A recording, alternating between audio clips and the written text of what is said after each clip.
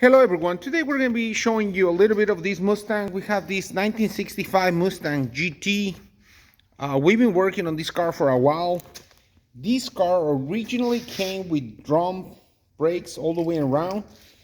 We went ahead and buy a disc conversion kit from CJ. We installed it and we've been having a little bit of an issue with that. The brake pedal feels soft and we've been trying to purge and adjust the brakes, and it's just been a little bit of a challenge because we haven't been successful. This kit comes with all the disc brakes, calipers, brake pads, master cylinder with the booster. We got it right there. We're working on it. It's been a little hard. The pedal feels like soft, but we're purging everything. We're hoping we can resolve this issue, and it's getting there. We wanted to share a video of this project and the progress that we've been having on it.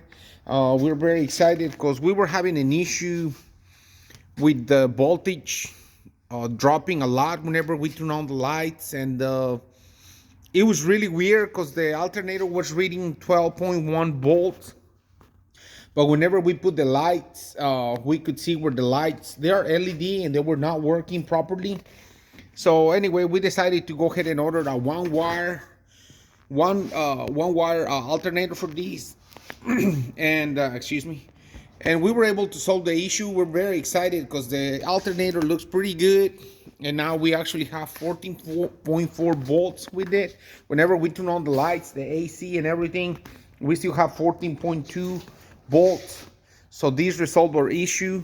The alternator was not expensive. It looks really good, and we're happy with the outcome because we were able to delete the voltage regulator. So now the voltage regulator, it's inside the alternator here, and but it's coming along pretty good.